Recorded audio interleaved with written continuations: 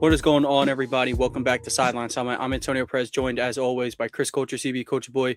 Two-man weaving it today. We are talking about the March Madness tournament. The men's college basketball tournament has been released. We're recording this on a Tuesday. We're probably going to release this Monday or Wednesday morning. So the first playing games are kind of already going to be under the in the swing of things, but most likely not exactly talking about those games for the most part. We got a great agenda for you guys. We got some play. We're gonna warm up, talk about some players who could really use a good tournament run for their NBA draft stock. We're gonna be talking some of our initial bracket reactions, maybe people who got seeded a little too low, a little too high, and some of our favorite matchups from or potential matchups from this first weekend of basketball. So only round of 64, round of 32. We'll talk about some of our favorite Cinderellas. Obviously, the favorite, I think South Florida is like everybody's darling at the moment, and I'm not exempt from that. So, and then we'll talk about the real contenders who we actually think will win the March Madness tournament. Make sure you leave a like, subscribe to the channel. Audio listeners, leave a like, 5-star review. Chris, I don't see why we need to waste any time. Players in need of a good tournament. Now, let me just specify this could be players who need a good tournament, like dudes who might be, you know, on the brink of the lottery, or like maybe second round guys who could probably push themselves into that first round if they play decent. So it's more like a need or could use a good tournament. Well, I think starting off, I'm gonna go with a guy at Michigan State. His brother's already in the NBA, Chicago kid, by the way. Jeremy Fears. Now, he is actually very good at basketball, contrary to what his antics may show. If anybody's old enough to have watched Grayson Allen in college, he's similar-ish, just black, like similar-ish, but black. But he's really good. He averages 16 and 9. He averages 9 assists in college basketball. 9 at Michigan State. You know what I mean? So like he's a very, very good basketball player, but I think a good tournament would benefit him because, like Grayson Allen, he was so good in college not so good like a national player of the year, but he was good enough in college to where you kind of look past a lot of nonsense, a lot of the on court BS, and you just kind of chalked it up to him being a competitor. I think Jeremy Fears needs a big tournament to get that type of love. You know what I mean? Because he's a really good basketball player, but I think some teams will pass on him just because he's had so many scuffles and so much BS, just like tripping people, just doing weird stuff. So I think a good tournament, and Michigan State obviously being a big school, Tom Izzo, him spearheading a big run to maybe Elite Eight or something like that would quiet a lot of that noise, and then obviously he has to have a good combine and so on and so forth. But I think that would be the first building block to him really solidifying himself as a late first round. I think he's first round talent in this draft for sure, in my opinion. As far as at the guard level, I think he's first round talent. He's a bigger guard. He's way bigger than Jeremiah. Has similar game though, just passes it a little bit better, a little bit more. But yeah, I think a good tournament would benefit him in a lot of ways. Even if he does like little things like showing leadership and, those intangibles that you can't teach, I think that will go a long way with helping his first round draft start. I think he gets drafted regardless because in this class, after the top 4, it's a little bit deeper, maybe into like maybe 10 to 12 guys. But after that, you're kind of picking on upside and maybe immediate win now with the older guys. So I think Jeremy Fears would benefit off a good tournament. Yeah, I absolutely agree.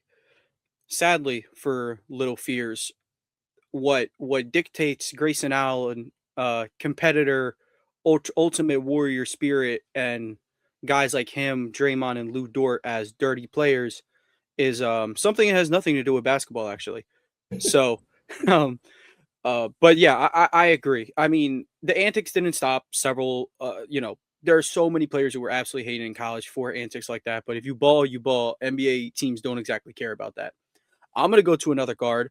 So everyone is of course obsessed with Darius Acuff, myself included. I don't care what those analytics say.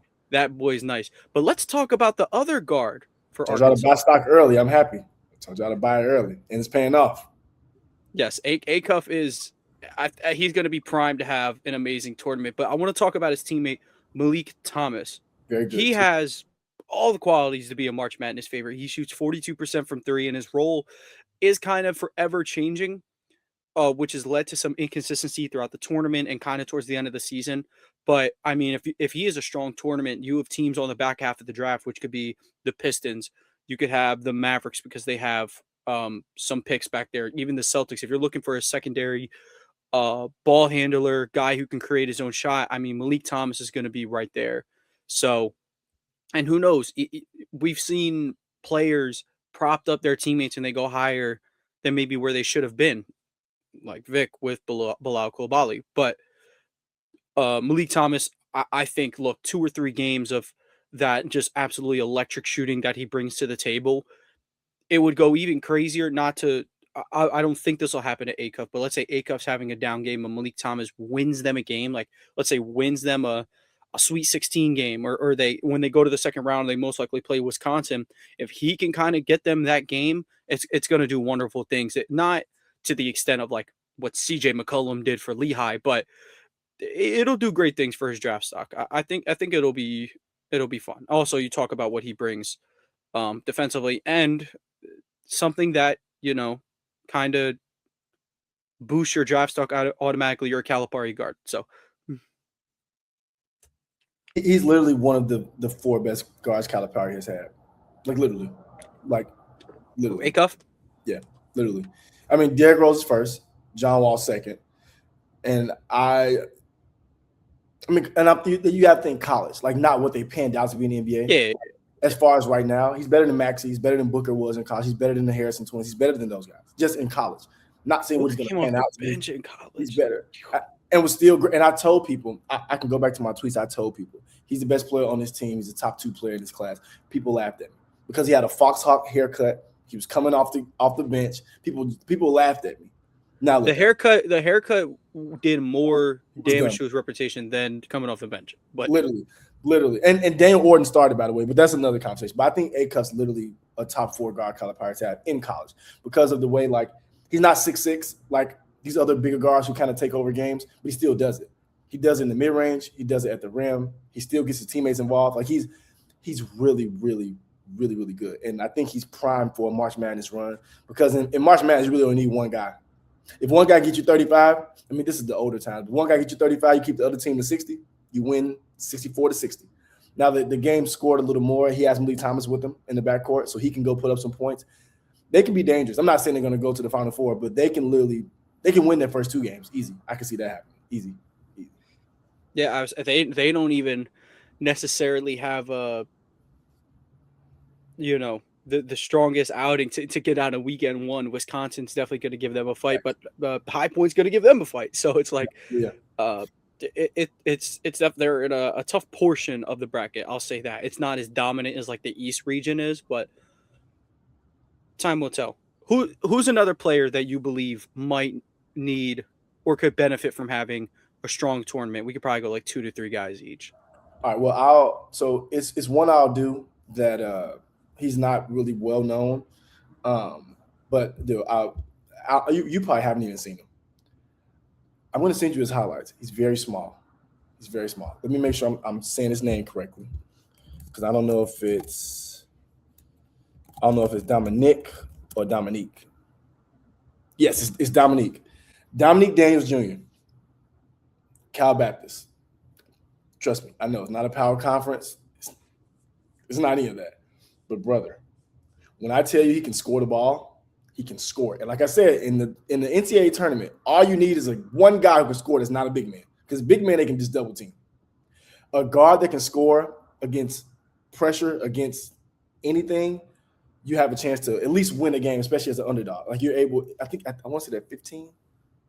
So they have a large test in front of them. But he's a guy who can get on draft boards by having a good showing, even if they don't win. He averages 24 points a game, I want to say.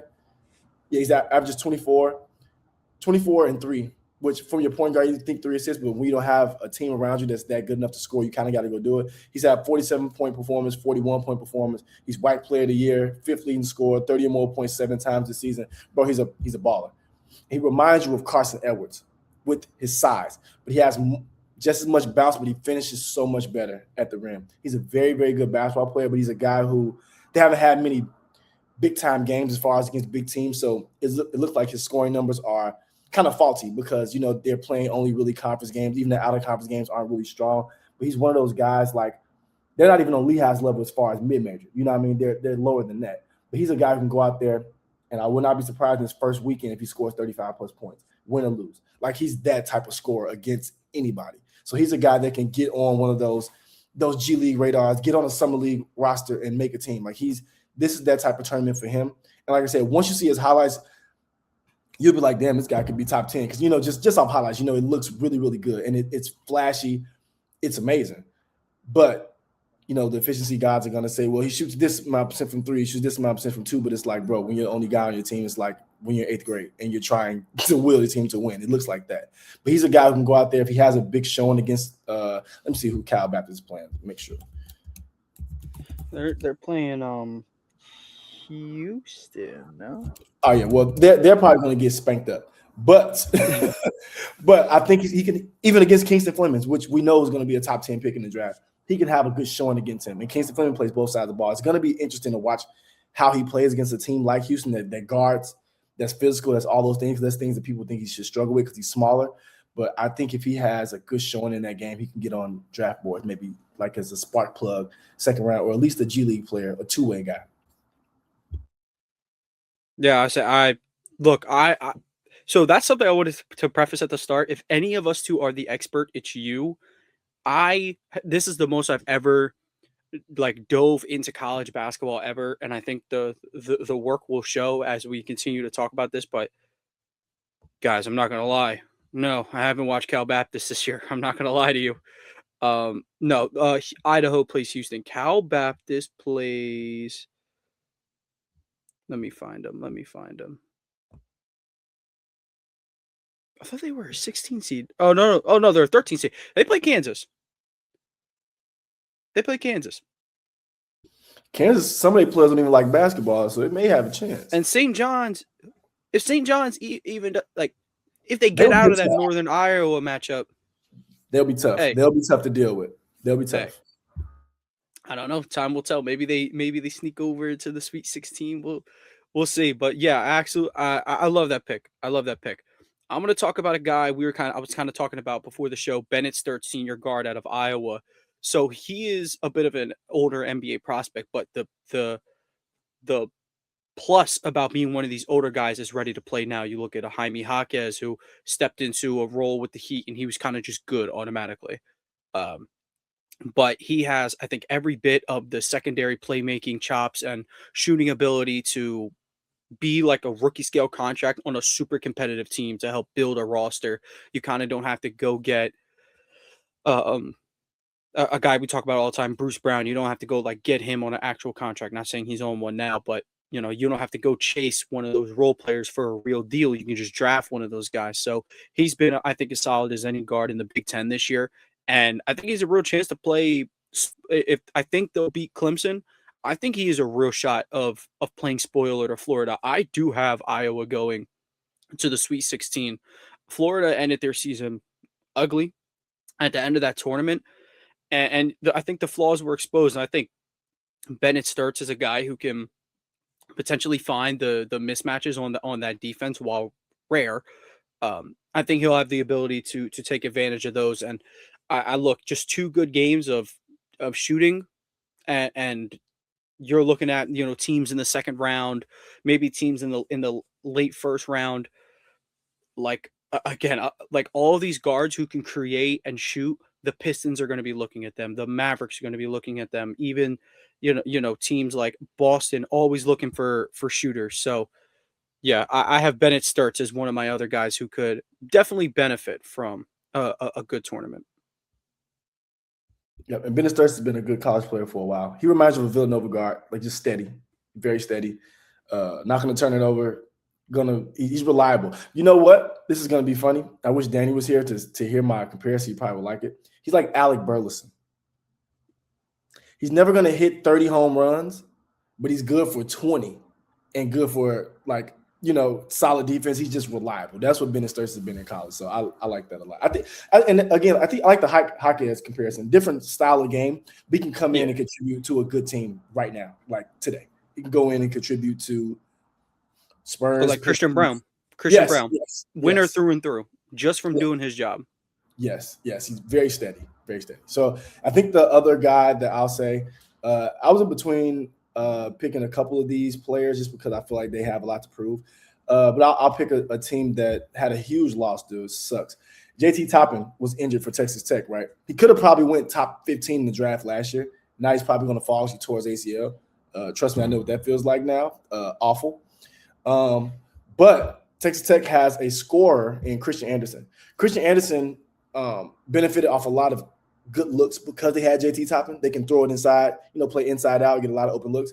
Christian Anderson probably top 3 shooters just in college basketball. Like, probably so. He averages 19 and 7, I want to say. Yeah, 19 and 7, and he's dynamic.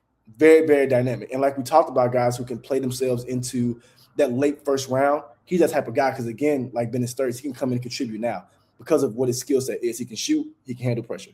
In the NBA, that's what you need to be able to do now, especially if you're on a team, you come off the bench or you're playing on a team that's contender. You have to be able to shoot. You have to be able to handle pressure because they want you to be able to be a secondary ball handler when one of the stars are off the ball, and they want you to be able to make open shots when the star is on the ball. So Christian Anderson is a guy who, in this tournament, he can will Texas Tech to a couple wins, especially without JT Toppin. That'll bode well for his resume. And obviously, like I said before, got to have a good combine, good combine, good showing.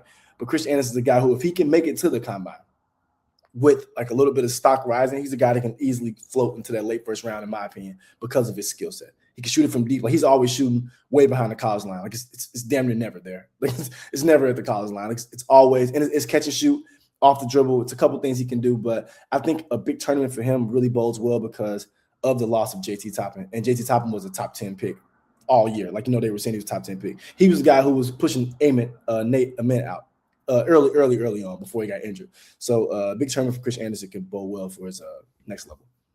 Yeah, I have some because I'm going to talk about Texas Tech Akron later, but yeah, like what I had written down for Christian Anderson was, I mean, it's he shoot 42.5% from 3 on 8 a game. That's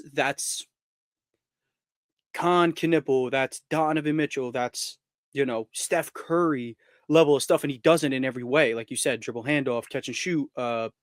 He just does it in so many ways, gets it off. I personally put in this note, I think the combination of shooting and playmaking specifically, I think the only other person who's on his level potentially in this draft is Akov. With the combination of the two, because of course, and that may be taken out of the like that. That's not me saying I think he's a top 5 guard coming into the class. Maybe he is. We'll see how things turn out. But he does some things better than some of the other top guards, and it's very similar. And then, of course, you have Donovan Atwell, who shoots the ball even better, 45% from 3 on 8.5 a game. So they're a lot like those Ohio State backcourt who they really want to get the threes up and whatnot. But last player before we move on to our most anticipated matchups or surprises of the initial bracket was Flory Badunga, Kansas sophomore center. He's super disruptive. He reminds me of like a Rob Williams type, wants to rim run, block shots, clean the glass. Again, these are the landscape of the NBA. They're looking for the great role players on those super cheap deals. OKC is going to eat this up, especially depending on what happens with Isaiah Hartenstein's contract. You're going to definitely want good insurance for Chet because while he's been relatively healthy this year, you know how it is with him. So another thing that this is what really sparked the Rob Williams comp. Definitely an underrated playmaker than I think he's given credit for. I think he's a good passer for a big. And another underrated thing that I think that they could possibly take into this tournament, him and Trey White, I believe, have an underrated pick and roll game, like a little underrated 2-man game that I think that they could use more of, especially, when Trey White comes in to be the main ball handler, when Darren Peterson is playing off the ball, so or he's just not on the court. So yeah, Flory Badunga, a former 5-star, by the way. Kansas sophomore center, look out for it. I think that's Rob Williams 2.0. Hopefully he can stay healthy. We want to move on to some of these initial bracket reactions. Florida big man too. He's a Luka Doncic pick and roll partner. Like, if you ever seen one, and he's you probably seen him. What is he has a weird name. No, I won't say weird name, but his name isn't easy to say. Chinyelu, Ruben Chinyelu. That's how it's spelled. Hmm. Bro, he's a rim runner, rebounder, but bro, he switches out on guards and stops them like a lot. Like not like every once in a while. He like a lot. Like a lot. Like his he slides his feet like a forward, but he's big, tall, and strong. Like he's a guy to look out for. Like I said, once you see, and again, like I talked about, most March Madness is usually guards that are putting work in, getting switches and kind of going to work in March Madness. He's a guy that's going to be able to show that ability because of that. People trying to get the big switch out. He's going to be very interesting. When you see him switch out, you're going to remember what I said and be like, dang, he looks like an NBA center right now, like the one you would want to be able to guard pick and roll, be able to guard in space. So that's just another name. I know I probably said it terribly, but the center for Florida, you'll see him, and you can't miss him. Built like Dwight Howard. Yeah, I'm sure if he's as good as advertised, which I do believe he is. I've seen some of his stuff. The world will know how to say his name. So, yeah, let's move on to the just bracket reactions or any matchups that we're looking forward to. You went first on the players. I don't mind going first on this one. Let me just find the notes real quick. All right. So, I mean, I tried to pick one from each region. Obviously, we won't have to go through all four of ours collectively, but let's totally ignore the hoodie that I'm wearing right now. Um, totally, totally not a fan, but definitely looking forward to this game. In the South region, it's number Texas A&M versus number 7 St. Mary's, and these are just two teams with entirely different philosophies. St. Mary's and Randy Bennett, they want to run a super slow pace game. They're 307th in the country in pace, while Bucky McMillan, it's no surprise, it's called Bucky Ball. They are 11th in pace in the entire country. Texas A&M wants to get up and down, and with these games, it kind of is just about, you have to consider two things. One, can the team that plays with a very slow pace handle a team with fast pace for that long? And the other thing is, the will the team that plays with a fast pace get thrown off because they're not exactly getting as many possessions as they usually do? So that's something that I'm looking forward to. They're both top 40 in Ken Palm, which I'm going to reference a million times. So get used to it. I love Ken Palm.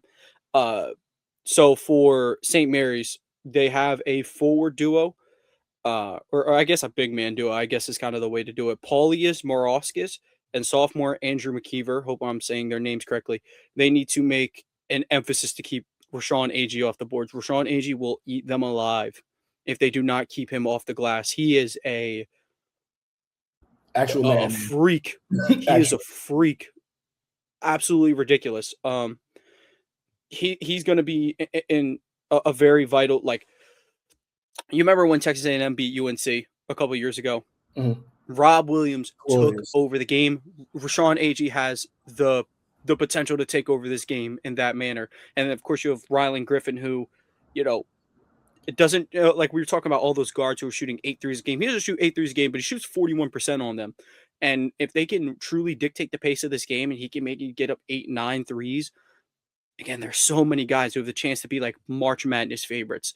Like we talk about Carson Edwards years from now. We talk about, even Jimmer, um, which I have a question about Jimmer for you after this. But yeah, that's one of my most anticipated matchups. A&M could have really played spoiler. Of course, they're going to go into Houston after they beat St. Mary's and get their ass whooped. But surely no bias. Surely I haven't watched more Texas A&M than St. Mary's this year. So I was listening to numbers on the board, mm-hmm. and Pierre was saying that, like, obviously I was a kid when Jimmer Fredette was, taking over, and then he entered the draft, and Pierre was like, at the time, he was like it's obvious this isn't going to translate. Mm-hmm. But obviously, people were calling crazy. Did you felt a similar way? I'm presuming like Jimmer was killing, but it's like there's no way this is working in the NBA. Yeah, and it's because I say this a lot of times about a lot of players. He was just a little too early. Like it wasn't, as far as like how the game has continued to transition and where it's like okay for guys to shoot 10, 11 threes a game. Like Jimmer needs that type of value to be able to be as effective as he was. Because in college, it's like we can run every pin down, every off ball for you. We can, and they won't stop it. Sometimes like you can get away with that, especially with Jimmer not being 6'5" like advertised. Jimmer was like 6'2". Maybe if Jimmer was 6'6", maybe. Maybe maybe he gets the chance to shoot that many threes, but Clay hadn't really started doing it just yet. Like it was just now becoming a thing where your off-ball guy shoots 10 plus threes a game. So he was just a little bit early. It's a guy who's on the Texas Legends right now. He was in college last year. Something Kokel, Kohekle. He was on Oakland last year. He shot maybe 14 threes a game. You're like, he's just too small for it to work. Like, and then he couldn't guard enough. So in the NBA, these are all grown men getting paid. It wasn't NIL then, so everybody wasn't getting paid. So it's like grown men getting paid. I'll be damned if you can't guard anybody, and then you're going to shoot 12 fadeaway threes a game, and you're not even a star player. No, that just won't happen. And I think Jim was just a little bit too early, and too small. Yeah, it's all the little white kids looking up to Jimmer Fredette and Doug McDermott. It's not sustainable. And Dougie McBuckets, though, I will say, carved himself out a long NBA career. So I'll give decent career. He played for like 13 years, I want to say. And I thought McDermott would be better just because he was bigger and he could play. He could shoot more than just threes. So he can, get in the in-between game and stuff. But, I mean, hey, he carved out a career being a shooter, 12, 13 years. I say it's a success. I say it's a success. Yeah. Chris, let me hear one of your anticipated matchups, at least of the first weekend of ball. I want to see who BYU gets, who their draw is. I want to see who they get. But I think my favorite game is Louisville, South Florida. Looking forward to it because, as you know, anybody watching the show knows I'm a big Michael Brown fan, huge Michael Brown fan. I think he's the third best guard in the draft. I think it's Peterson, Acuff, and Michael Brown. That's my opinion. I like Michael Brown at the USA camp from when he was playing 17 and unders. That team was ridiculous, by the way. It had Acuff, Michael Brown, Debanza, Cam Boozer. They had every good player. Darren Peterson, every good player right now. He was on that 17U team, and he stood out to me. Very athletic, very bouncy. He can shoot it very well. He's another guy who can take over a game. He hasn't done it as much as Acuff, so people kind of forgot about it. But early in the year, he had a couple 40 and 10s, 35 and 10s. He had a couple really, really big games. And I think he's going to need that type of game because South Florida's it's a reason why they're everybody's darling right now. The way they play, the way they score. I mean, the way they get up into the other players on defense, the way they like speed you up. That's it. It makes for an exciting game, but also Louisville doesn't have a lot of guys outside of Michael Brown that can create on their own and go do for themselves. So I want to see how that game pans out, just because I think it could be a statement game for Michael Brown. It could solidify him in the top 10 of the draft, or it could push him to the late lottery if he doesn't play well against athleticism, height, speed, all the things he's going to have to deal with at the next level. I think this is a big game for Michael Brown, so I'm looking forward to see how Louisville handles it. I think USF could win by double digits if all things go well for them, because just the way they play. The way they play, it breeds we're up 12 with 3 minutes left. it breeds that type of game, but also Michael Brown's shown in the past that he can handle that type of pressure. He can still score and be effective. So like I say, it could be a statement game for him to where he's closer to Acuff than farther from Acuff. Because right now it's like Peterson, Acuff, top two guards than everybody else. I think a big showing from him in this game, and then maybe even winning the second game, could bode well for his stand in the lottery. Yeah, I would say the two conferences I know the most about basketball-wise is the SEC and the American, because Temple plays in the American. So I've watched a fair share of South Florida. They're people's darlings, and rightfully so. Like I'll talk a little bit more about them later, but that's a unit. But I mean, to just completely discount Michael Brown Jr., which I think a lot of people are doing. I'm not picking against Louisville because I think Louisville stinks. That's just not true. I just don't think USF is even an 11 seed. Like I just think they're that good. But let me get into one more of my favorite matchups. We'll get to one more of your favorite matchups. I'm having a hard time picking which one I want to roll with, but you know what? Let's TCU OSU. That's such a coin toss. I'm going to try to maybe go away from that one. But huge shout outs to David Punch, Xavier Edmonds, even Jaden Pierre can have an explosive game. But then over on Ohio State side of things, Bruce Dorian, 20 points per game, 40% on basically 5 attempts a game. John Mobley Jr. shoots 7.5 a game. He shoots 42%. Though he's the kind of guy that you would call tourney made. Like he's a guy you could walk away with being a favorite. Let's talk about the Texas Tech Akron game. So first things first, JT Toppin not playing in this game sucks.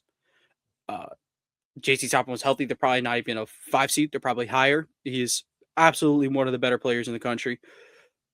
Let's talk about Akron for a second. Obviously, they had that electric game winner to win their conference, to win the MAC.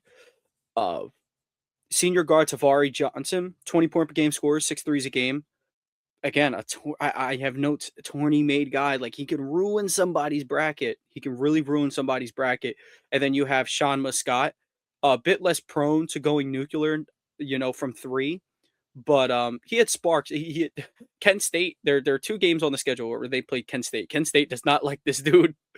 Those are his 2 best games of the year, are against Kent State. So not exactly as nuclear as Johnson, but expect those 2 to have, they might be able to cause some sparks in this game. I haven't even made an official bracket, but I'm looking at this one closely. But let's talk Texas Tech.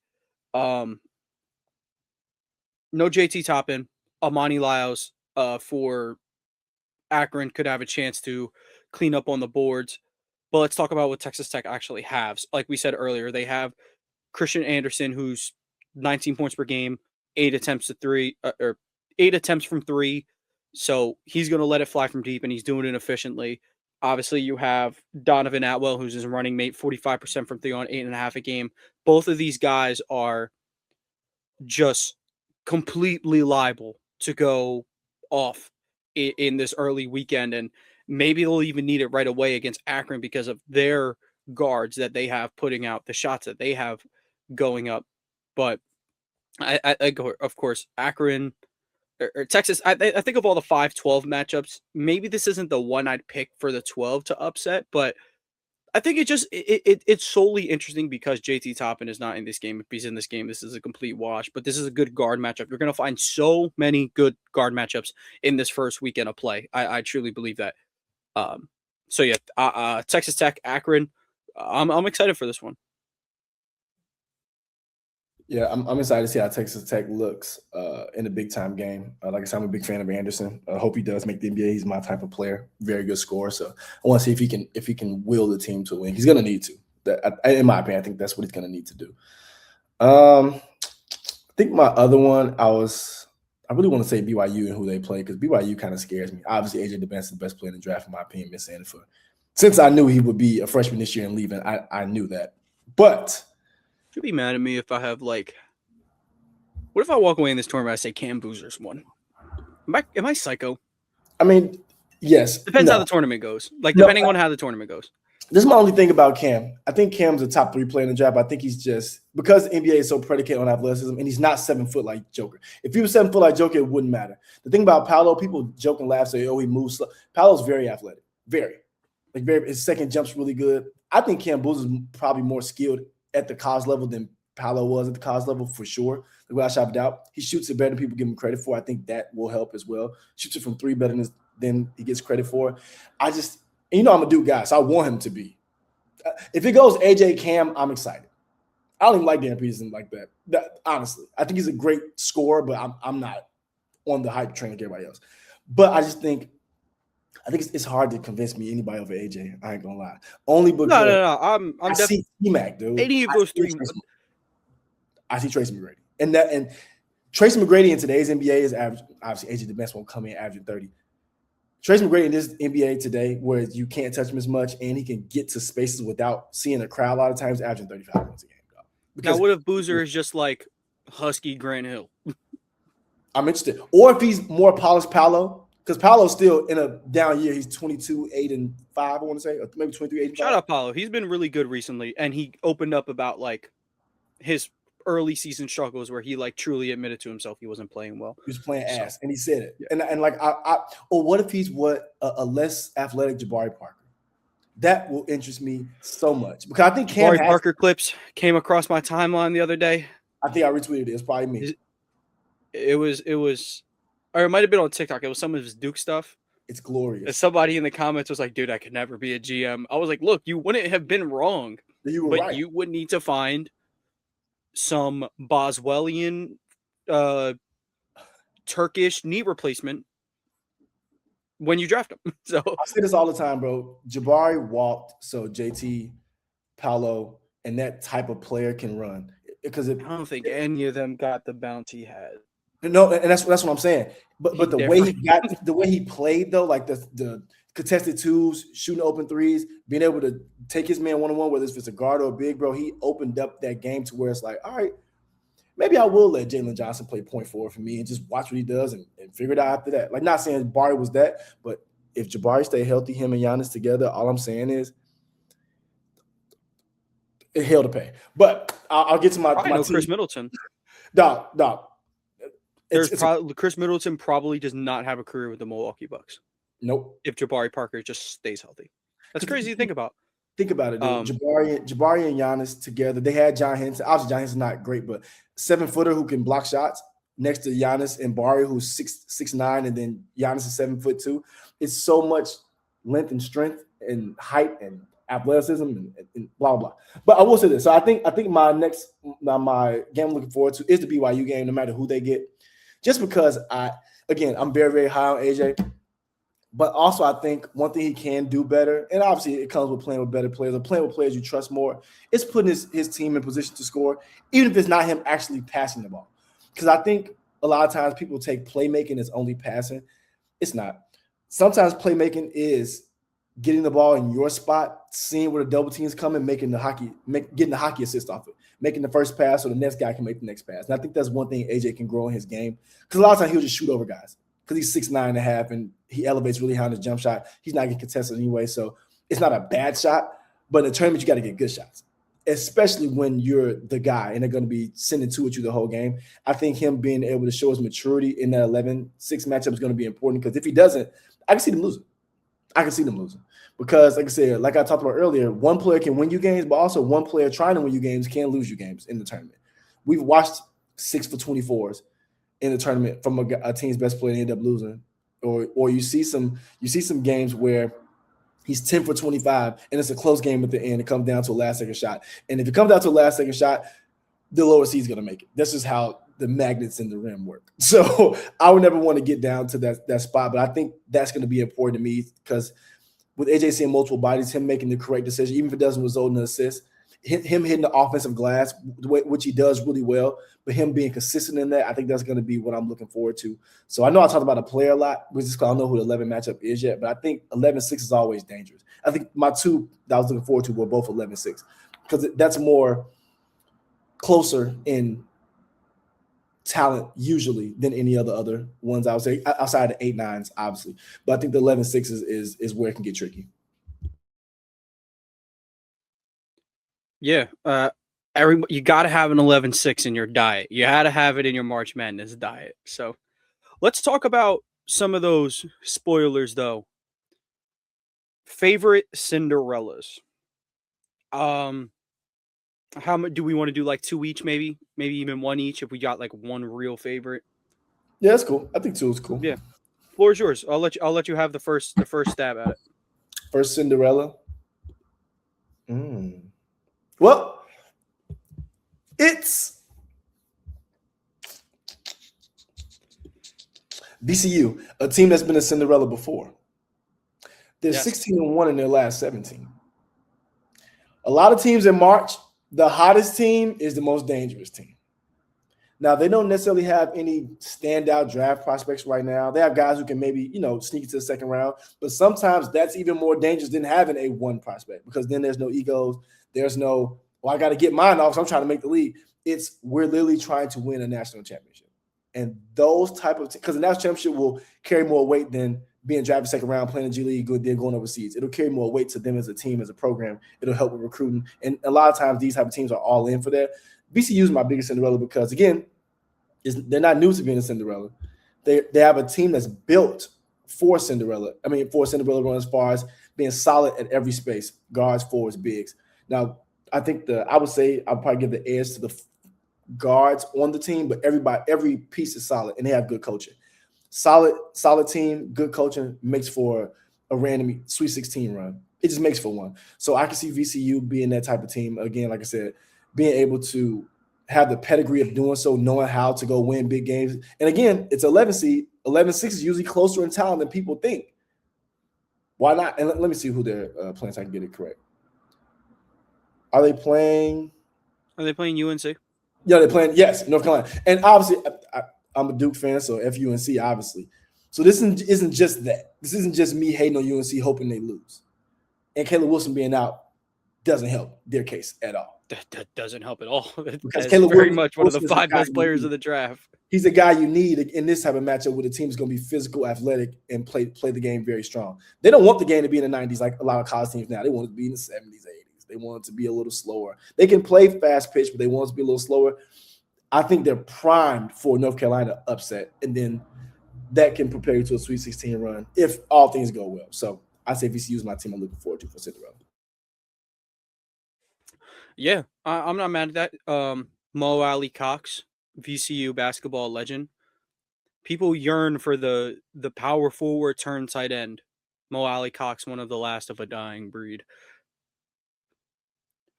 Come on, Cam Boozer, come play some tight end, dude.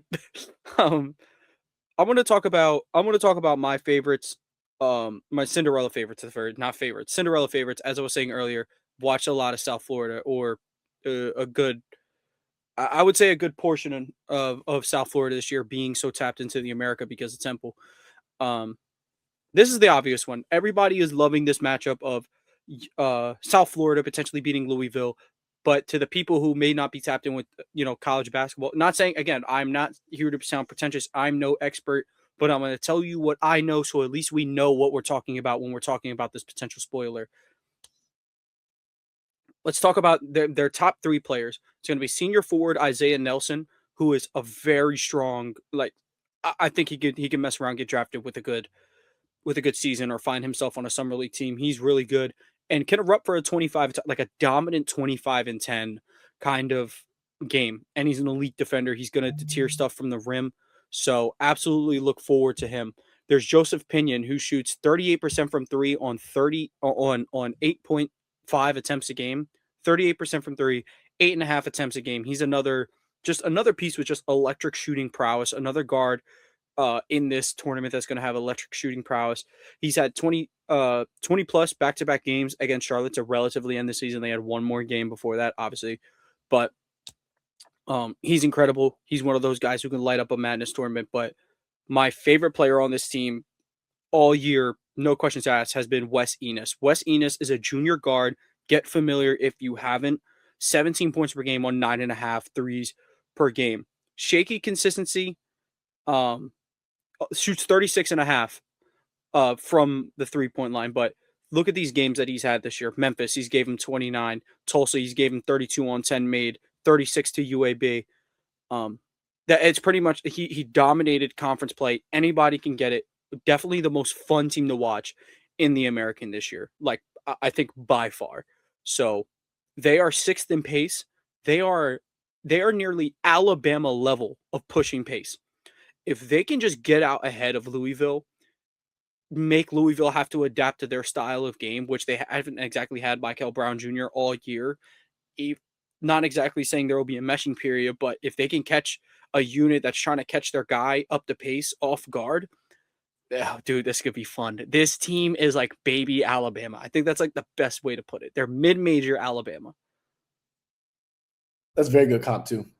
Very good comp. They have their own LeBaron and everything. Exactly. I'm telling you, Wes Enos, that's gonna be the guy this year. That's gonna be the guy by the end of the night. You're gonna see him doing some ad for like Dunkin' Donuts or something like that. It's gonna be like the kid from Oakland, where like that night he was doing insurance commercials. But at the funniest thing, he'll be, at the very least, he'll be a two-way player that gets minutes next year on the team because of how he plays, because of how he can affect the game, not without scoring, with scoring, with rebound. He's going to be a guy that will be on the team next year at some point, in my opinion. He will be. Sorry, I had to fix Bentley's ACL brace. He's not being JT Toppin. You're not the only one. But I'll talk one more of my potential Cinderellas. Didn't have too many notes on these guys, but McNeese. I think McNeese probably has the best shot of any 12 seed to actually beat their 5 seed matchup. They really hang the hats on defense. I'm really more so interested on Tyshawn Archie, what he can bring to the tournament shooting wise. 37% on five. Again, guys like that who are shooting like 36, 37%, it means they kind of had some higher end outcomes. And then you have Javon Garcia, who is also he's coming off a fun, he could be fun as well. 31 piece against SFA to end the season. So, look to Tyshawn Archie, look to Javon Garcia to kind of lead the offense while McNeese as a whole unit is absolutely looking to lock in defensively. They could definitely make a Sweet 16 run. I think they're probably the 12 seed most likely to do it. I'm down with that. Yeah. I'll make mine quick. High Yeah. Point. High Point, yes, High Point. It's a funny stat about them. They have not been the underdog all year in 34 games. Just haven't been. They've been favored to win every single game that they've played this year, which is hilarious, dude. It's hilarious. But this is why I say they got a chance. They average almost 90 points a game. If you ever watched Wisconsin hoops, they're not necessarily a 90-point per game type team. Can they get to 90 on a good night where they're shooting 55% from the field? Yes. Does that happen often? No. So, in my eyes, that's the team I'm looking for to like, this is interesting because one of the oldest adages is that styles make fights. People love to say that. And styles do make fights in college basketball because either A, high-powered offense is going to win, B, slow the game down is going to win. And this is my opinion on high-powered offenses. A lot of times you're high-powered because you can get out in transition. Transition doesn't even have to be off a turnover or a miss. It can be off a made bucket. When the team I played in high school, we played in transition all the time. Even if you made a shot, 2 passes up the court, we want a shot, or we want to dump down to the post. High Point plays a similar brand of basketball where make or miss, we're getting out and we're running regardless. And that is difficult for a team because even though Wisconsin can guard, it takes energy away from you. So now when you're running your offense on the other end, you're more so trying to catch your breath and really trying to get into your stuff.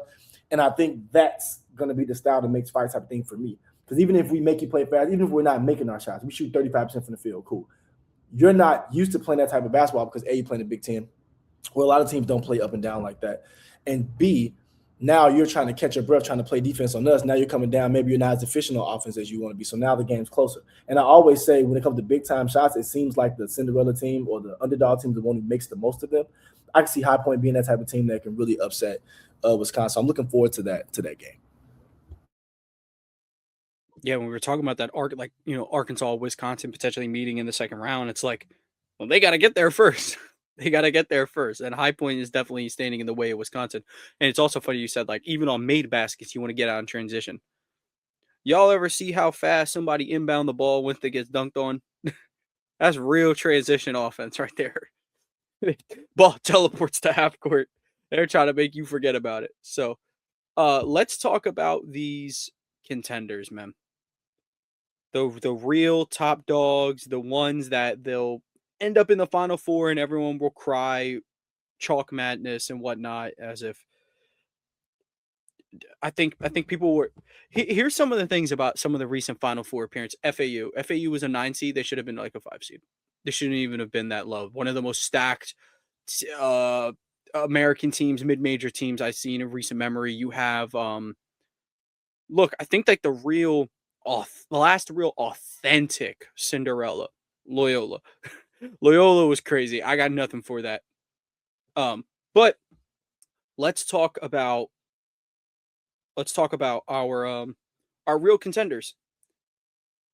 You're the Duke guy, so I'll let you get spilled on them first before I go to my favorite. I can tell you why they're winning the tournament.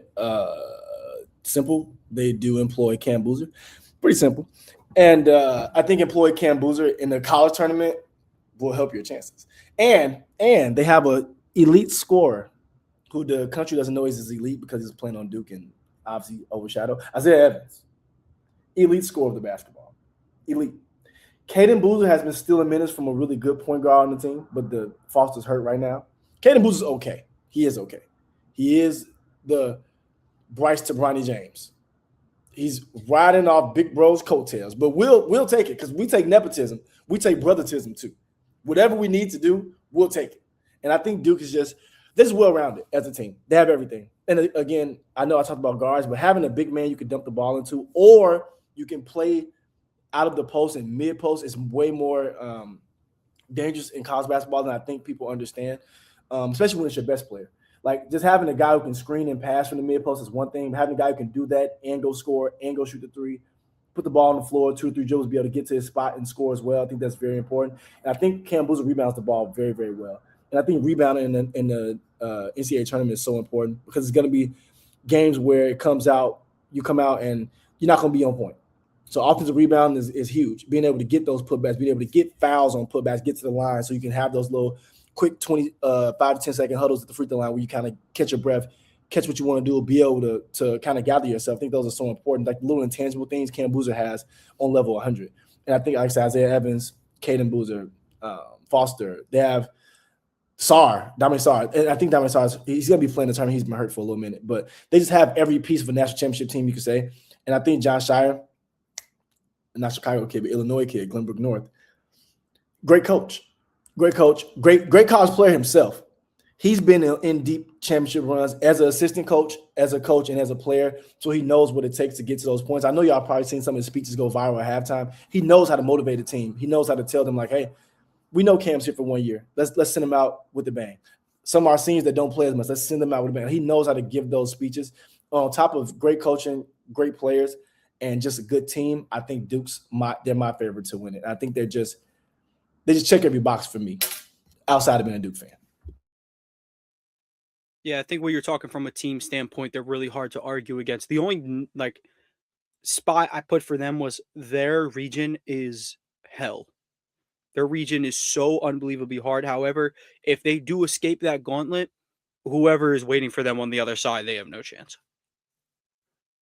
Because they've already seen everything. So they can get to the Final Four if they can get out of their region unscathed. Yeah, they'll most likely win the championship. My favorite to win it is Arizona. Arizona's second in KenPom. Brandon Burries has minus that Iowa State game. The tournament, he was on fire. He's come into the tournament on fire. I think the best thing about him is he can kind of take a late, let's talk about the Iowa State game in particular. You have guys like Jaden Bradley, who got 15 points, 7 assists. You have guys like Anthony Delorso, who had 26 points on 6 made threes in that same Iowa State game. So I think the best part about Braden Burries is he can obviously go take over a game himself, but he'll never hijack the offense. This Arizona unit is like a well-oiled machine. It's never just about one guy. Even if Braden Burries, he's going to be a lottery pick. He's not going to be here next year.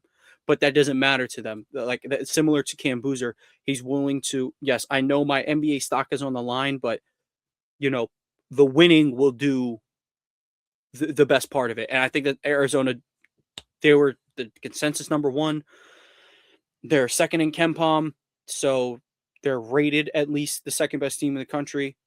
I don't think their path will be all too hard. I think they'll see some tough players along the way. Like they'll see DeBansta most likely. They'll probably see Acuff. But I think team-wise, I think it's real hard to match up with these dudes, man. They just get it done on both ends. They have guys to pick up the pieces. They're strong defensively. So I think Arizona would probably be my first choice. And honestly, I think our second choice might be the same. Not including Duke. Duke would be my second choice. And then but outside of those two teams, like Houston was my next team. You can always bank on a Kelvin Sampson team being ready to play some March basketball. And this is Chris Sinak's chance to show that he's actually Khalil Ware and Derek Lively put together. This is his chance because we are looking at Kingston Flemings. Should be top 7 player, top 7 probably pick. If Acuff doesn't go to the Mavs at 4, because I'm already spamming that they'll get the 4th pick, it'll probably be Kingston Fleming. I think it's going to be one of those 2 guys at guard, but I think Chris Sinak is going to be the player that matters the most. Houston's well coached. They're going to defend. They have a lot of good players. Actually, but I'm just going to focus on Chris Sinak here. Again, I talk about big men. He's a guy who can guard in space well enough to be able to switch out. And like I said, Kelvin Sampson won't play if you can't. And I think early in the year, he wasn't playing as well. He wasn't as consistent, so he didn't get as many minutes. He earned those minutes. And I think this is going to be a chance where they're going to need Chris Sinak to be a force, not necessarily dominant, but be a force on both ends. He can have the loudest 12 and 8, 2 blocks, and that'll be something that could propel Houston to round after round after round till the Texas gets the national championship. And to get out of that bracket, they would have to beat Duke at a point. Chris Knox playing great, solid, sound defense, keeping Cam Booz off the boards. That would be something that really propels Houston to be able to beat them. So Houston's my team as well. My second team, I think. And Arizona Yeah. was my other choice. Cole Pete was Yes. also on that 17U team I was talking about that had all those players. Cole Pete was on that team too. Cole Pete's really, really good. He had a very good game in their championship game, their conference championship. He played very, very well. He's a really, really good player. Him and Nate Mint are similar prospects where they have so much untapped potential, but they've shown that they do have a lot already. Cole Pete's a name to watch who can, jump up draft boards. So we've seen it where a guy who's probably going to go late lottery jumps into the lottery at some point because of a 2 to 3 really good tournament games. So Cole Pete's a name I watch too for Arizona. Yeah, I mean, that clip is like you just need 3 guys to take over a country. I mean, Fleming, Sharp, and Sinek. Those 3 guys could absolutely take over this tournament. So, yeah, I mean, those are kind of the real top dogs. We talked Cinderella. We talked favorite matchups. We talked players who need a good tournament. I'm excited. This is probably the most hype I've been for a March Madness in a long time because I've watched so much college basketball this year. So, yeah. One more thing before we get on out of here. You could have one college basketball jersey ever. One player's college basketball jersey ever. Who would it be? Jerome Randall, Cal. I figured you were going to go with maybe like an AD or Derrick Rose, but I think that works. Well, the only reason I didn't say that because I do have the blue Memphis Derrick Rose jersey sitting in the cut, and I don't have a Jerome Randall jersey. Now, Jerome Randall is one of the best guards in Chicago history. Actually, I'm gonna clip this myself, so I'm gonna give Jerome Randall his flowers. But Jerome Randall is one of the greatest players I've ever seen up close and in person. I'm not sure what his actual height it is. He's not 6 foot, but he has heart of a champion. You can't stand in front of him. He's one of the best scorers that you've ever seen in Pac-12, Pac-10 history. I want to say he's Cal's leader in assists, or like third in assists and top 3 in points. Bro, he's elite. He just had a game on the one-on-one scene, but Jerome Randall is one of the best players I've ever seen in my life in Chicago. And like I said, I've seen Derrick Rose, I've seen Jabari Parker, I've seen Anthony Davis, I played with Anthony Davis, I've seen them all. He's one of the best, and I think his Cal run was elite. He made the NBA as well, played for the Mavs for a little bit, played a couple teams. He's really, really good. But that jersey was symbolized a lot for me as a Chicago kid, being able to come from the spots we come from, being able to come from neighborhoods we come from, and be able to play at that level and be dominant and be undersized way before it was cool to be undersized. Like around the Isaiah Thomas time, around that timeline where small guards were kind of overlooked. I think Jerome Randall and Isaiah Thomas were really putting on, especially both being in the same conferences. So that would be my college jersey I want. And I have an honorable mention. Johnny Flynn, Syracuse would be cool too. I know he got screwed because the Timberwolves are idiots and they draft 14 point guards. Johnny Flynn was so elite in college, dog. he was so elite. Johnny Flynn was so elite. So that would be my second jersey. Yeah. My 2 picks, obviously someone like a player I got to watch, like Anthony Davis, Kentucky would go hard. Either the Tyus or Trey Jones jerseys would go hard. I'd be a fake Temple fan if I didn't say Aaron McKee though. Aaron McKee jersey would be fire. Ooh, I forgot about that. Probably would never get my hands on it, but we will try. Trey Burke, Michigan. That run was special. That run was special. That run, I think People about that. So some college Trey Burke, man. They really do. Oh, wait, it's one more I'm thinking that I do want to say. Trey Burke in college was elite. Syracuse again, CJ Fair. CJ Fair left. Dude, if he was 12 years later, he was Terrence Jones. He was Terrence Jones from Kentucky. Another college jersey wouldn't be bad. But CJ Fair from Syracuse, oh my God, dude. He made that 2-3 zone very, very cheating. And people laugh at the 2-3 zone being the thing. I don't know if Syracuse even plays it as much anymore because Bayham's gone. But bro, their 2-3 zone was actually ridiculous. Because they had all the length and strength.